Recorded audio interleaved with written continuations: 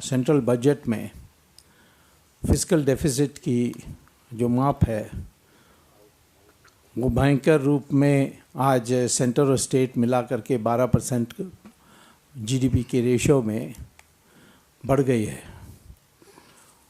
तीसरा है कि बैलेंस ऑफ पेमेंट्स में कैपिटल अकाउंट्स डेफिसिट, जो पहले कभी प्लस भी होती थी लेकिन 1.5% से ज़्यादा माइनस नहीं होती थी जीडीपी के रेशियो में, आज वो 5.5-6% तक पहुंची। चौथा है हमारी जो देश की जो जीडीपी है वो पिछले 4-5 साल से लगातार गिरते आई है और अब कहते हैं कि 4.5% से भी कम है। और पांचवा, देश में गिरती हुई रोज़गार की संभावना और बेरोज़गारी की संख्या जो बढ़ते जा रही है। तो इनके कारण क्या है, पहले मैं थोड़ा प्रकाश डालना चाहता हूँ। जहाँ तक रुपए की गिरावट का सवाल है, मैं उसको फॉरेन डायरेक्ट इन्वेस्टमेंट की कमी के कारण ज़्यादा नहीं समझता हूँ, महत्व नहीं समझता हूँ।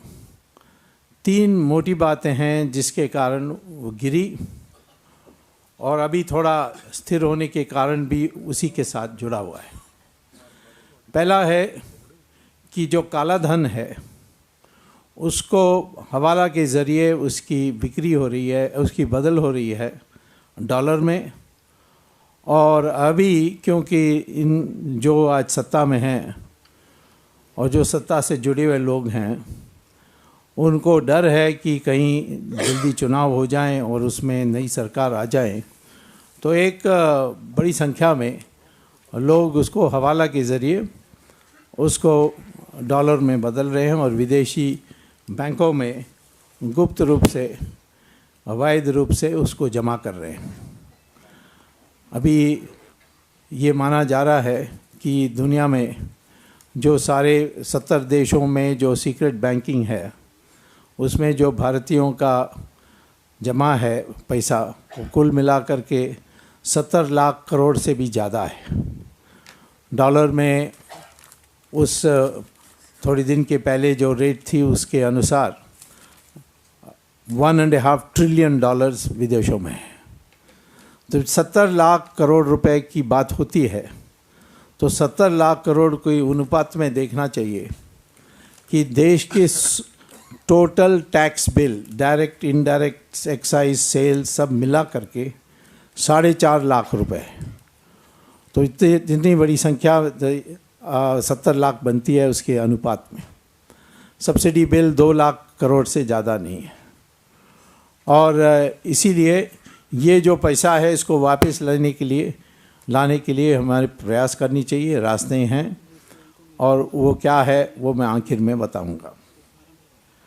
तो ये जो पहला जो सप्लाई बढ़ रही है रुपए की डॉलर के अनुपात में, उस कारण से रेट घटी।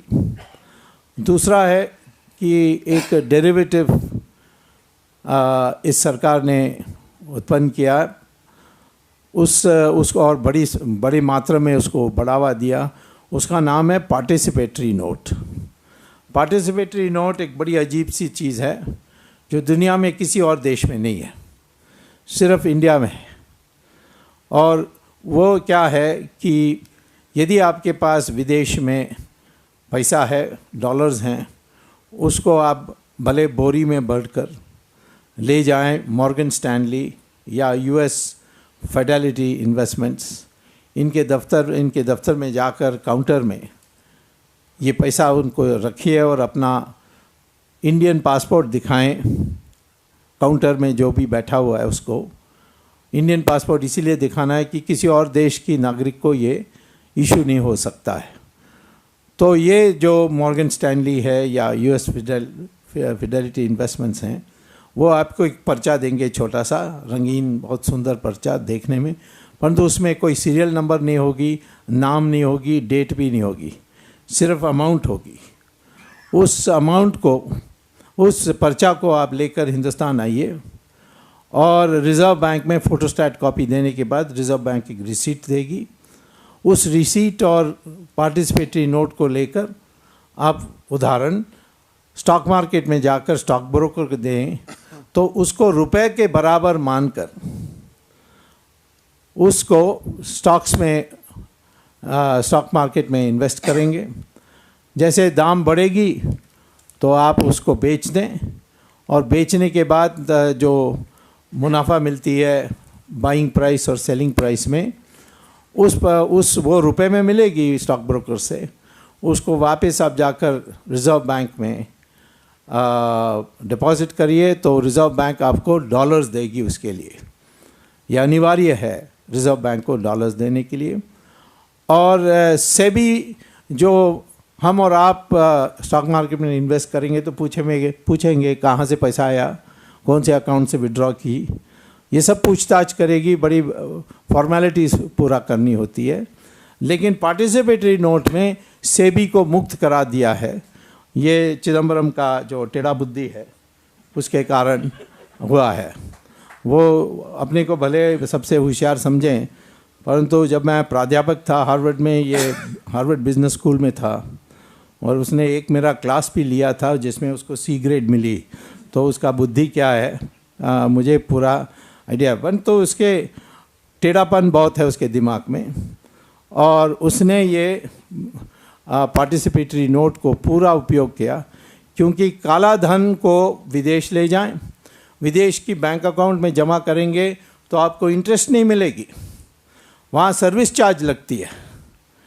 वो तो आपकी सेवा कर रहे हैं तो सर्विस चार्ज लगाएंगे, इंटरेस्ट नहीं देंगे। स्विट्ज़रलैंड की इतनी अच्छी स्थिति है कि हमारे लोग जाकर वहाँ पैसा बैंक अकाउंट में डालते हैं और सर्विस चार्ज 2% देते हैं।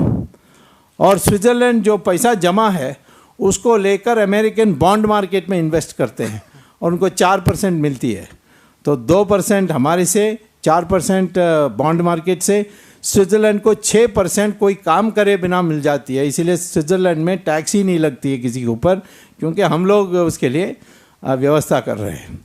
तो ये पार्टिसिपेटरी नोट के कारण, और इसमें ये रूल है कि जब भी वो आएगा उसी तेज़ी से वो बाहर भी निकल सकता है, इसको इसीलिए हॉट मनी कहते हैं।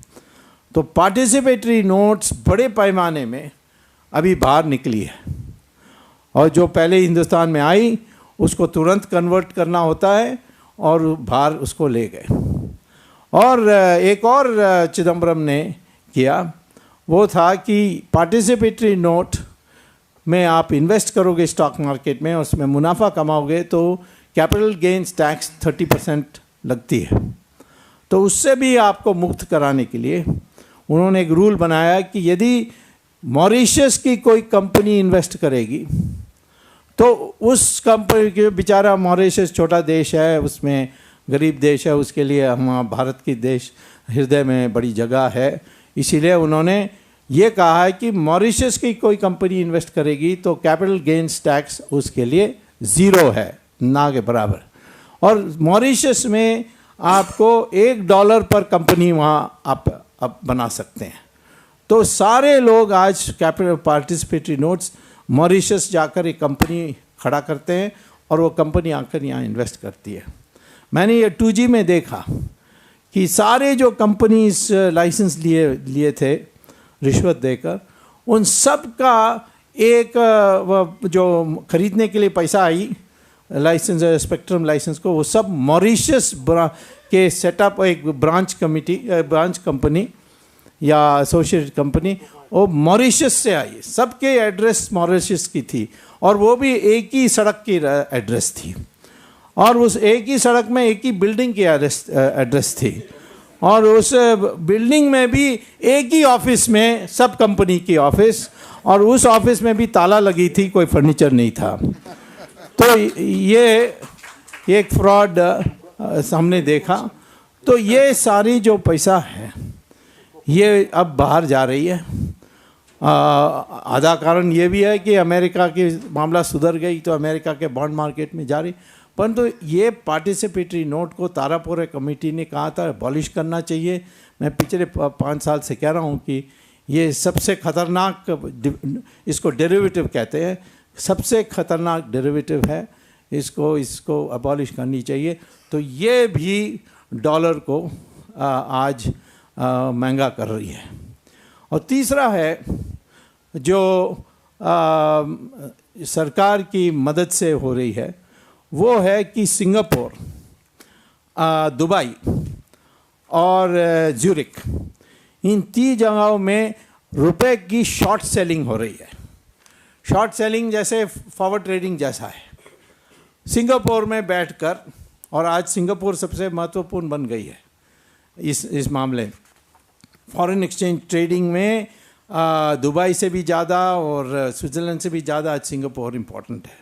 सिंगापुर में एक व्यक्ति बैठा है जो एक मंत्री का बेटा है, और वो शॉर्ट सेलिंग माने वो क्या कहता है कि मुझे आप डॉलर दीजिए, एक मान लीजिए 60 रुपये में, 1 हफ्ते के बाद मैं उसको 62 रुपये में रेट में वापस कर दूंगा। तो अब रेट बढ़ जाती है, 62 रुपये से ज़्यादा 65 रुपया हो जाती है। तो उसको कोई काम करे बिना, कोई अपना पैसा होते बिना उसको 3 रुपये के मुनाफा मिल जाती है। इसको शॉर्ट सेलिंग कहते हैं। और वहाँ कौन कर रहा है? वो चिदम्बरम का बेटा है, कार्तिक चिदम्बरम। वो बाप से भी बड़ा चोर है। और वो वहाँ शॉर्ट सेलिंग करने का, और शॉर्ट सेलिंग के लिए मैं खरीदूँ, उसके बाद डॉलर का दाम बढ़ना चाहिए और रुपए का दाम घटना चाहिए। उसके लिए उसने बाप के ज़रिए उसने रिज़र्व बैंक को ओपन मार्केट पॉलिसी करने नहीं दिया। आज हमारे पास 277 बिलियन डॉलर्स रिजर्व्स में है। यदि एक दिन 20 बिलियन डॉलर, 277 बिलियन डॉलर से 20 बिलियन डॉलर एक ही दिन मार्केट में डाल दें, तो ये जो रेट है बिल्कुल घट जाएगी। वो दोबारा 45 रुपये में हो जाएगी, और जो विदेश में ये शॉर्ट सेलिंग की वो सब बर्बाद हो जाएंगे। ये कर सकती है सरकार, बट करेगी नहीं, क्योंकि चिदम्बरम होने नहीं देता है। थोड़ा बार डॉलर निकली रिजर्व बैंक से तो ये स्टेबलाइज हुई। इसको राजन इफेक्ट पता नहीं क्या क्या अखबारों में लिखते हैं, परंतु कल दोबारा ये मामला फिर शुरू हो जाएगा। आज शॉर्ट सेलिंग फिर शुरू होने वाली है, उसमें रेट होगी 75 रुपीज़ टू $1। तो आप देख लीजिए कि हर शॉर्ट सेलिंग की रेट में बढ़ते गई है। जैसे वहाँ शॉर्ट सेलिंग की रेट बढ़ी, यहाँ भी रुपए की दाम घटी है। तो ये 3 कारण हैं जिससे आज हमारे रुपए की हाल ये है। इसका इलाज एक ही है, पार्टिसिपेट नोट्स को अबॉलिश कर दो, कह दो इट इज़ अबॉलिश्ड, और जिनका जो नुकसान होना होने दो, कोई आम आदमी का नुकसान नहीं होने वाला। दूसरा है कि हवाला एजेंट सबको पता है कौन है, उसको पकड़ के गिरफ्तार करनी पड़ेगी। उनको पकड़ के गिरफ्तार 4-5 लोग बड़े लोगों को करने से सारा मामला परिस्थिति बदल जाएगी। और तीसरा है कि जो शॉर्ट सेलिंग करेगा करेंसी में, उसको जेल में डालो। तो ये तीनों आज की सरकार नहीं कर सकती, क्योंकि सारे मंत्री इसमें लिप्त हैं। तो ये कैसे कर सकते हैं? एक नया सरकार की इंतज़ाम करनी चाहिए। आप 272 कहते हैं बीजेपी को, मैं तो कहता हूँ कि 300 के लिए हमें टारगेट करनी चाहिए, 272 के लिए नहीं।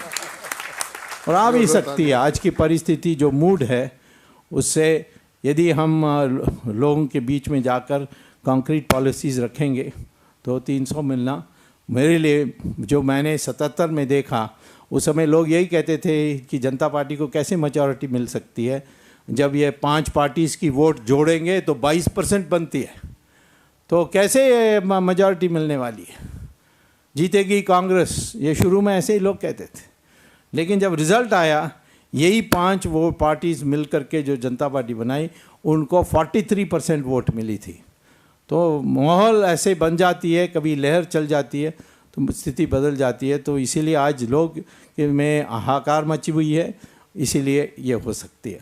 तो पहली बात ये मैं आपको बताना चाहता हूँ कि ये जो रुपये को दोबारा 40 रुपये तक लाने में कोई दिक्कत नहीं है। ये तो 1 हफ्ते के अंदर कर सकते हैं, इसके लिए कदम उठानी पड़ेगी।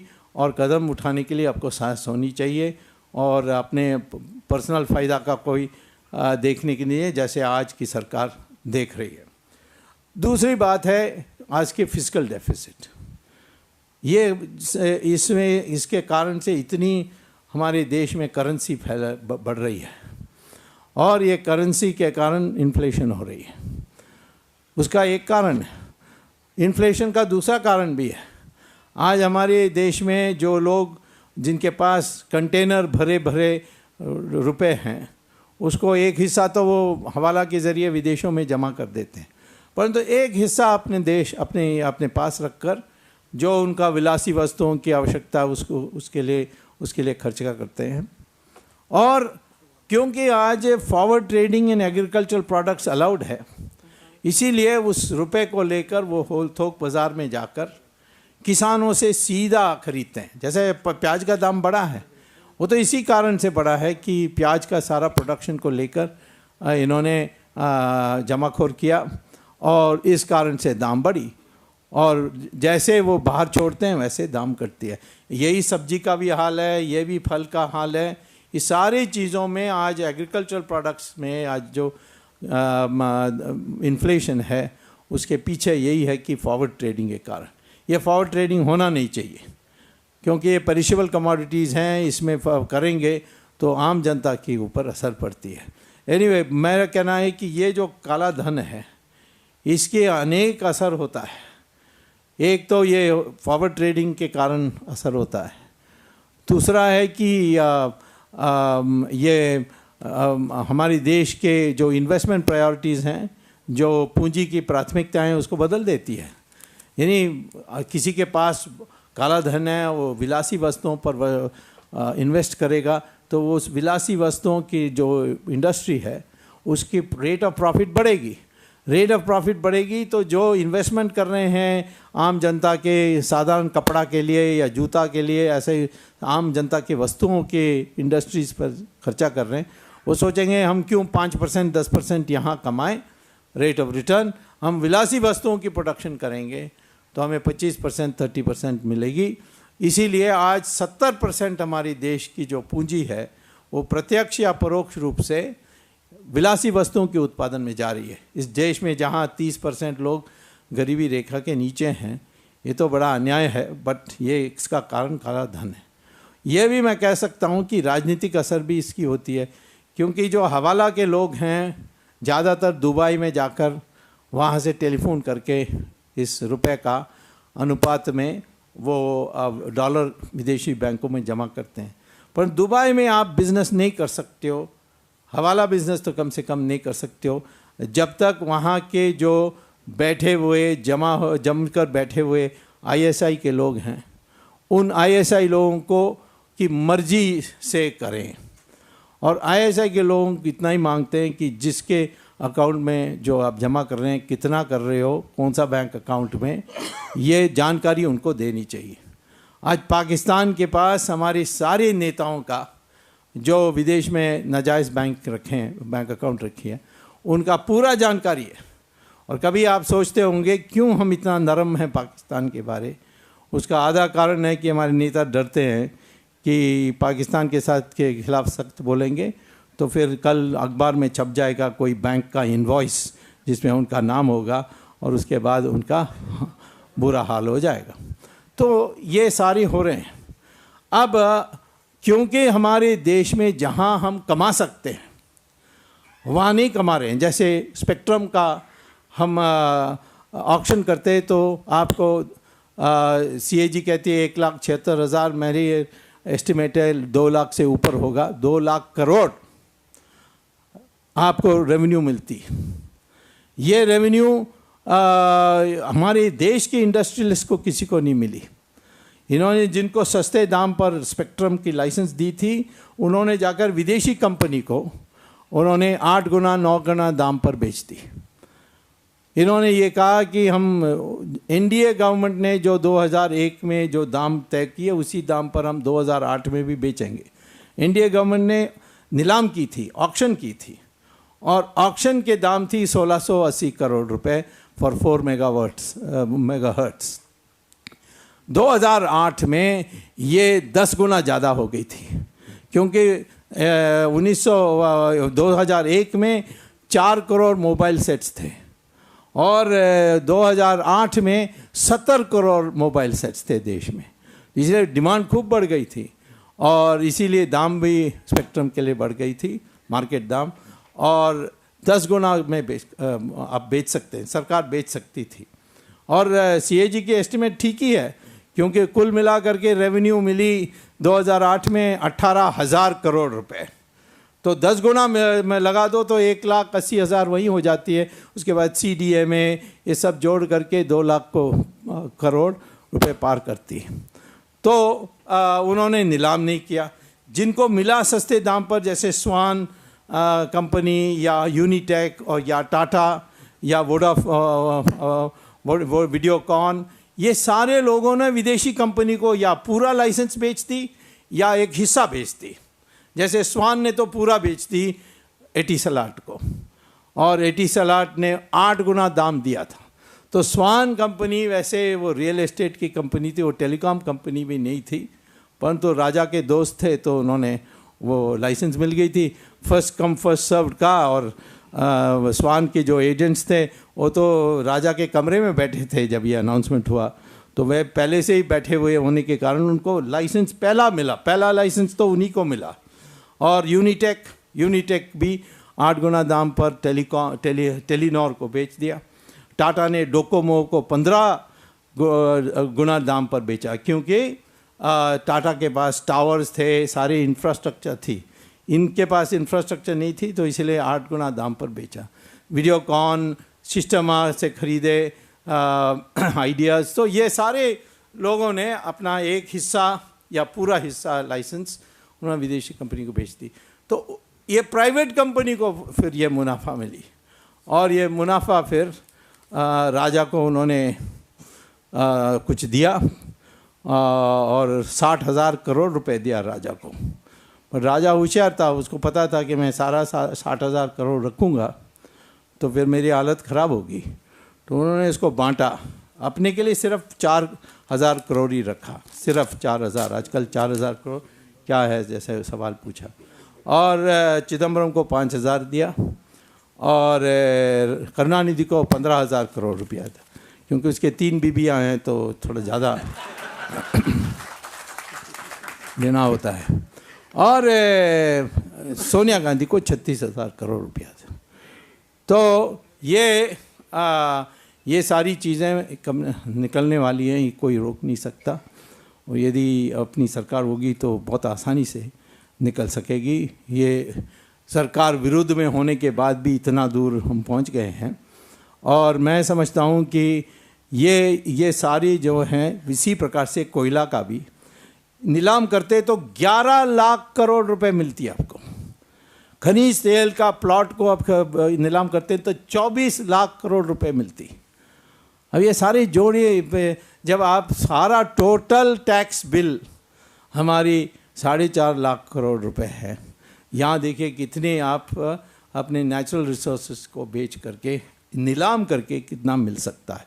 तो ये देश में कोई पैसा की कमी नहीं है, ये भ्रष्टाचार के कारण ही वो नहीं हुई। आज हमारे बजट में क्या प्रॉब्लम हो गई कि आप उस बजट के आइटम्स देखिए, defence, police, government salary, interest payment on past loans, subsidy, ये सारे 4-5 चीज़ों को जोड़ दें तो वो 98% ऑफ द रेवेन्यू बनती है। 98% of the revenue goes for these 6 items. अब इसमें किसको कम करोगे आप? पॉलिटिकली आप डिफेंस को नहीं कम कर सकते हो, आप गवर्नमेंट सैलरीज को कम नहीं कर सकते हो, स्ट्राइक हो जाएगा, बड़ा हल्ला हो जाएगा। आप इंटरेस्ट को नहीं पे करोगे तो फिर डिफ़ॉल्ट हो जाएगी, और इसी प्रकार से सब्सिडी को कम करेंगे तो फिर उपद्रव हो जाएगी। तो इसीलिए ये सारे इनफ्लेक्सिबल आइटम्स हैं, और जो घाटा होती है इन्वेस्टमेंट के लिए, 5 ईयर प्लान की इन्वेस्टमेंट इत्यादि, इसके लिए ये बैंक से, पब्लिक सेक्टर बैंक से कर्जा लेते हैं, और क्योंकि ये सरकारी बैंक हैं तो उनको देना पड़ता है, और 2% 3% इंटरेस्ट में वो लेते हैं। और आज ये परिस्थिति हो गई है कि जितना वो कर्जा लेते हैं, मान लीजिए 1 रुपया कर्जा लेते हैं, तो उसमें से 96 पैसा पुरानी जो कर्जा ली है उसको वापस करने में लग जाती है, तो सिर्फ 4 पैसा मिलती है। और आने वाले 3 साल में ये 1 रुपया से ज़्यादा होगा, माने इसको डेड डेप्ट कहते हैं। ये भयंकर स्थिति होगी। कहाँ से ये, फिर तो गवर्नमेंट सैलरी नहीं दे पाएंगे, देश में बहुत बड़ा संकट आने की परिस्थिति है।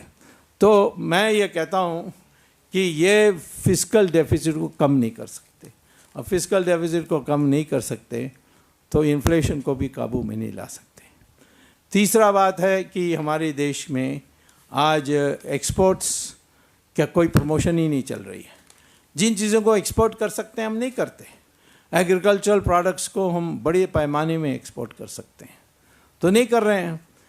क्यों नहीं कर रहे हैं? क्योंकि ये एग्रीकल्चर को कोई व्यवस्था ही नहीं है, कोल्ड स्टोरेज का नहीं है, छोटे छोटे एयरपोर्ट्स होनी चाहिए, पैकेजिंग इंडस्ट्री होनी चाहिए, किसानों को एम्पावर करनी चाहिए कि इंटरनेट से वो ऑर्डर्स मंगवाएं।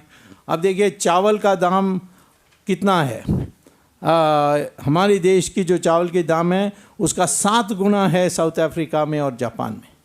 हमारे देश के दूध की दाम जो है वो वहाँ यूरोप में 15 गुना ज़्यादा है। और उसी समय में हमारे देश की जो ईल्ड पर एकड़ है खेत में वो भी दुनिया में सबसे कम है। जितना चावल को 1 हेक्टेयर में हम पैदा करते हैं उसका 4 गुना चाइना पैदा करती है। जितना कपास यानी कॉटन हम पैदा करते हैं उस 1 हेक्टेयर में, उससे रेगिस्तान जैसे इजिप्ट में 3 गुना ज़्यादा उत्पादन करते हैं। और हमारे देश में कोई खेत ज़मीन में कोई खराबी नहीं है। इंडियन एग्रीकल्चरल रिसर्च इंस्टीट्यूट में जाकर उनके एक्सपेरिमेंटल प्लॉट्स को देखिए, वहाँ वो 7 गुना जब प्रोडक्शन करते हैं।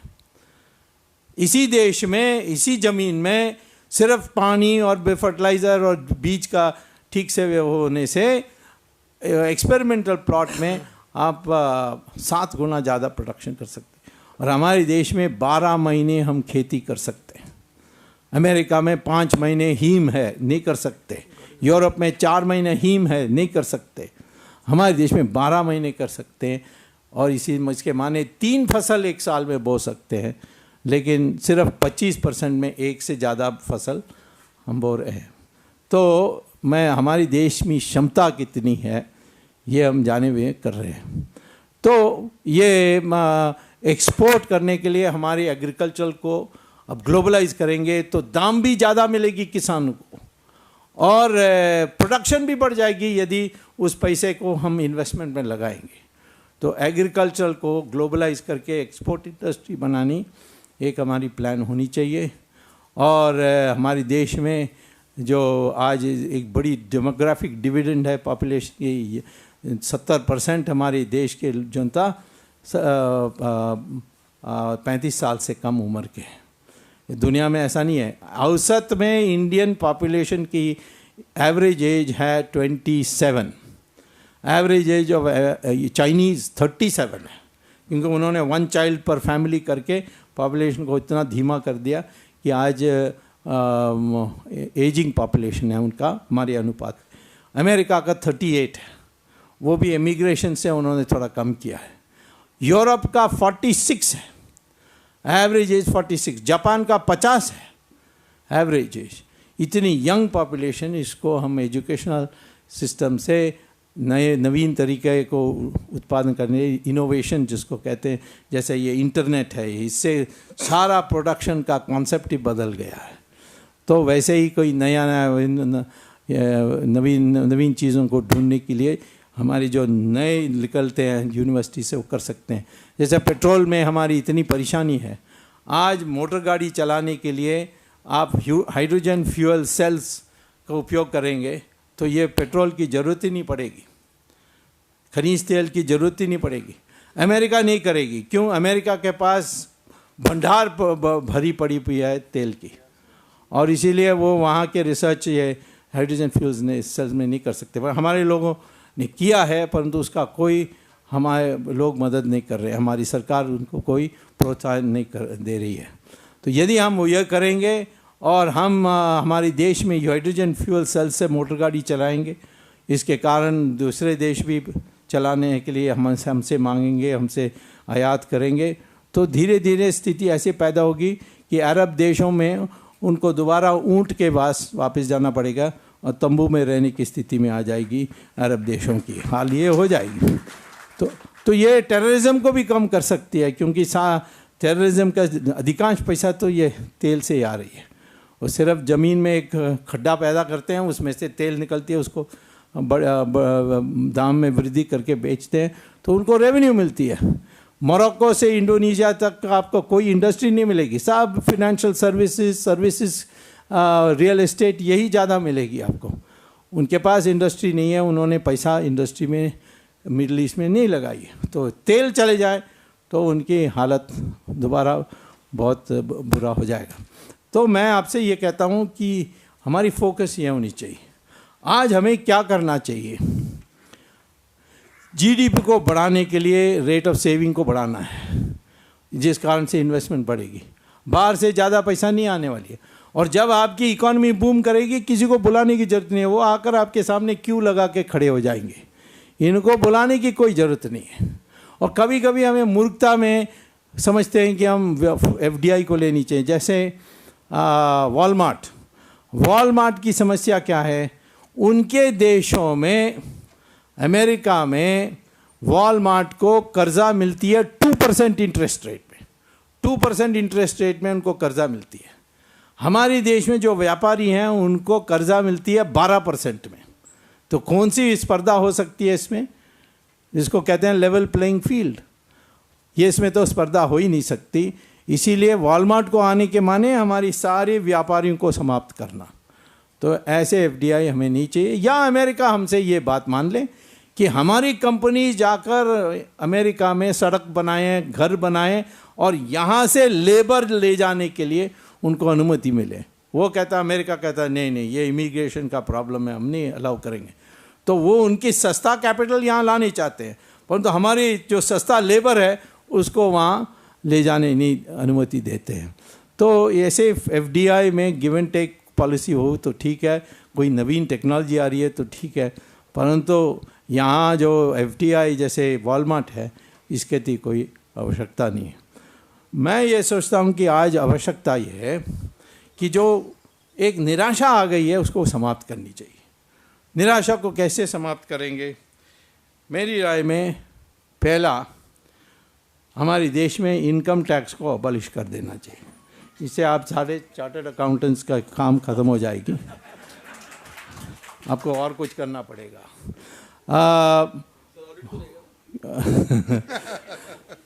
इनकम टैक्स क्या है, देखिए हमारे देश में अमीर तो टैक्स नहीं देता क्योंकि चार्टर्ड अकाउंटेंट सब चालाक लोग हैं, उनको एग्जेम्पशन ये वो राइट ऑफ टैक्स डिडक्शन ये करके कोई ज़्यादा नहीं देता है जिनको बड़े धन है, और जो गरीब हैं उनके पास वो टैक्स के लिमिट से नीचे है। ये मिडिल क्लास, ये हमारी प्रोफेशनल क्लास, इन्हीं को है प्रॉब्लम। हमारे देश में उत्साह बढ़ाने के लिए हमें इनकम टैक्स को अबॉलिश करना चाहिए, या चार्टर्ड अकाउंट की नौकरी को भी बचाना है। तो मैं कहूँगा कि सरकार इनकम टैक्स को अबॉलिश करने की जगह में ये कहे कि यदि आप अपने इनकम से जो हिस्सा बचत करते हो, माने बैंक डिपॉजिट्स में, शेयर्स में, डिवेंचर्स में, इसके लिए तो चार्टर्ड अकाउंट की ज़रूरत होगी, और वो सारी टोटली टैक्स एग्जेम्प्ट होगी। इसके माने उसको इनकम से घटा करके जो शेष है उसी पर टैक्स लगेगी, और उस पर फ्लैट टैक्स ही रखनी चाहिए और कुछ नहीं, एक रेट ही रखना चाहिए और कुछ नहीं रखना। ये होगा तो उत्साह बढ़ेगी और रेट ऑफ सेविंग्स बढ़ेगी। रेट ऑफ सेविंग्स बढ़ेगी तो ग्रोथ रेट बढ़ेगी, ग्रोथ रेट बढ़ेगी तो इनडायरेक्ट टैक्स से आपको रेवेन्यू मिलेगी, और जितना आपका लॉस होगा इनकम टैक्स को अबॉलिश करके या इनकम टैक्स के लिए एग्जेम्पशन देकर, वहाँ आप इनडायरेक्टली आपको पैसा यानी उतना ही रेवेन्यू या उससे ज़्यादा रेवेन्यू मिल सकती है। दूसरा है कि गांव में रोजगार पैदा करने के लिए रिवर, ये जो नदियां हैं, कोई ऐसे हैं जो बाढ़ में ही रहते हैं, कोई है जहाँ कोई पानी ही नहीं है, जैसा कावेरी है या तमिलनाडु में वैगई है, वहाँ कुछ पानी ही नहीं होता, कभी भी नहीं होता, झगड़ा होती है उसमें पानी के लिए। और यहाँ कृष्णा गोदावरी सब फ्लड में रहते हैं, गंगा। तो इसीलिए ये सारे जो नदियाँ हैं इसकी लिंकिंग के लिए प्रोजेक्ट करनी चाहिए। इसमें से क्या होगा, जब खोदने के काम शुरू होगी तो गांव-गांव में नौकरी पैदा होगी और उन जिलाओं से जाएगी जहाँ पानी कभी देखा ही नहीं उन लोगों ने, जैसे रायलसीमा है आंध्रा में या राजस्थान है, इन जगहों में कैनाल जाएगी रास्ते में तो उनको पानी मिलेगी। ऐसे प्रोजेक्ट्स करनी चाहिए जिससे उत्साह बढ़ेगी। उसके बाद दोबारा हमारी देश हाई ग्रोथ रेट में पहुंच सकती है। मैं बना मिनिस्टर जब चंद्रशेखर बने प्राइम मिनिस्टर, और सीधा हमारे इकोनॉमिक क्राइसिस में आ गई, क्योंकि 1985 में राजीव गांधी ने ये कहा सब कंपनीज़ को कि आप विदेश से कोई यंत्र खरीदने चाहते हो, स्पेयर पार्ट्स खरीदने चाहते हो, आप खरीद सकते हो, परंतु उसके लिए पैसा आप कर्जा लेकर के विदेश में कैपिटल मार्केट के कर्जा लेकर कर सकते हो। सारे कंपनीज़ ने शॉर्ट टर्म लोन्स लिया और ख़रीदा यंत्र को, और यंत्र तो लॉन्ग टर्म है, वो तो तुरंत आपको मुनाफा देने वाली नहीं है। तो 5 साल 3 साल ऐसे उन्होंने उस मैच्योरिटी पीरियड की उन्होंने कर्जा ली, और सब लोग, क्योंकि सोवियत मॉडल के काल में कुछ बाहर से नहीं ला सकते थे, इसीलिए पुराना मशीनरी हो गई थी, सब ने नए नए मशीनरी खरीदी, और उस सारा कर्जा को देने के लिए 5 साल के बाद ड्यू हुई, और देखा कि फॉरेन एक्सचेंज रिजर्व नहीं है, बड़ा क्राइसिस हुआ। उस क्राइसिस को हमारी सौभाग्य से गल्फ वॉर हुई थी। गल्फ वॉर में अमेरिका ने हमसे कहा कि जो हमारे हवाई जहाज़ हैं वो फिलीपींस से सऊदी अरेबिया तक जाना है, तो रास्ते में रीफ्यूलिंग के लिए इंडिया में उतरने दीजिए। ये परमिशन मांगा हमसे, ये एक नई पॉलिसी बनने की बात थी, परंतु मुझे चंद्रशेखर ने कहा कि तुम ही बात करो अमेरिकन से। तो मैंने बात की और मैंने कहा कि तुरंत आप $2 बिलियन IMF से मुझे हम लोगों को विदाउट कंडीशंस देंगे, जो कभी नहीं हुआ इतिहास में, तो हम फिर आपको उतरने देंगे और रिफ्यूल करने देंगे। और अमेरिका ने मानी, और इन्होंने ये $2 बिलियन, क्योंकि अमेरिका का जो वोटिंग स्ट्रेंथ है IMF में, वो वन कंट्री वन वोट के हिसाब से नहीं चलता IMF और वर्ल्ड बैंक में। जितना डॉलर्स आप डोनेट करते हो उसके अनुपात में चलती है।